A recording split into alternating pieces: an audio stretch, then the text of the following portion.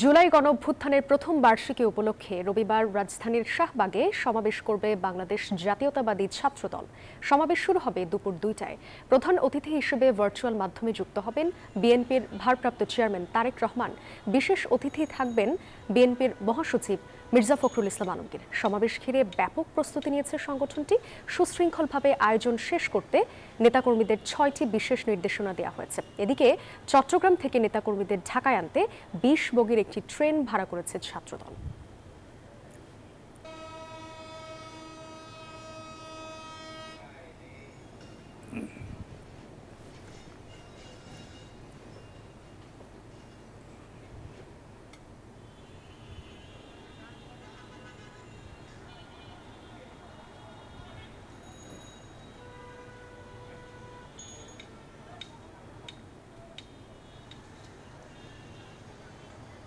Bundle থাকলে প্রতি সেনমানিতে টাকা বাঁচবে।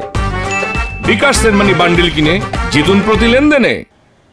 এ বিষয়ে আরো জানাতে শাহবাগে আছেন সহকর্মী আরিফুল ইসলাম। ছাত্রদলের সমাবেশের প্রস্তুতি নিয়ে তার কাছ থেকে আমরা জানবো।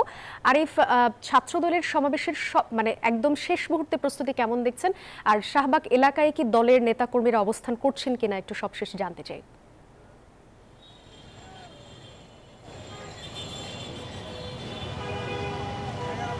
যে আপনি জানেন যে আগামীকাল বাংলাদেশ জাতীয়তাবাদী ছাত্রদলের যে সমাবেশ হয়েছে, সেই সমাবেশকে কেন্দ্র করে কিন্তু শাহবাগে যে ছাত্রদলের যে নেতাকর্মীরা তারা কিন্তু এখানে এখন থেকে উপস্থিত হওয়া শুরু করেছেন। সেই সাথে হচ্ছে এখানকার যেই আশপাশের যে নেতাকর্মীরা রয়েছেন, যা বিভিন্ন জেলা পর্যায় থেকে যে বিভিন্ন ইউনিট থেকে যে ছাত্রদলের নেতাকর্মীরা আসবেন, তাদেরকে এখানকার যেই পরিবেশ বা এখানকার যে জায়গা, সেগুলি যাতে সুশৃঙ্খলভাবে যাতে একটি সমাবেশ সম্পন্ন হয়, সেই সম্পন্ন হওয়াকে কেন্দ্র করে এখানে কিন্তু আশেপাশের যে নেতাকর্মীরা রয়েছেন ইউনিটের, সেই নেতাকর্মীরা এবং কেন্দ্রীয় নেতাকর্মীরা এখানে কিছুক্ষণ পর আসছেন এবং এখানকার পরিবেশ পর্যবেক্ষণ করছেন। সেই সাথে এখানকার আইন শৃঙ্খলা বাহিনীরও উপস্থিতি আমরা ব্যাপক দেখেছি। তারা এখানে হচ্ছে উপস্থিতি দেখেছি যাতে কোনো ধরনের অপ্রীতিকর কোনো ঘটনা না ঘটে, তেমনটিও কিন্তু লক্ষ্য করা যাচ্ছে। আর সেই সাথে আরেকটি বিষয় জানিয়ে রাখি, সেটা হচ্ছে আগামীকালকে যে 3টায় যে সমাবেশটি ডাকা হয়েছে, সেই সমাবেশকে কেন্দ্র করে কেন্দ্রীয় পর্যায় থেকে হচ্ছে 6টি নির্দেশনা দিয়েছে। যেই 6টি নির্দেশনার মধ্যে রয়েছে যে যেই নেতাকর্মী আসবেন তাদের অবশ্যই ব্যানার ফেস্টুন বিহীন আসতে হবে। সেই সাথে যেই জায়গায় নির্ধারিত জায়গাগুলো রয়েছে সেই জায়গায় তাদের অবশ্যই অবস্থান করতে হবে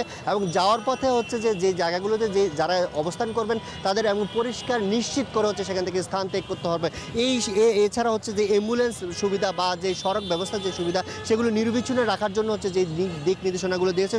প্রত্যেক নেতাকর্মীকে বলা হয়েছে যে সবগুলো যে 6টি দিক নির্দেশনা, সেই দিক নির্দেশনাগুলো হচ্ছে সঠিকভাবে বাস্তবায়ন করার জন্য বলা হয়েছে।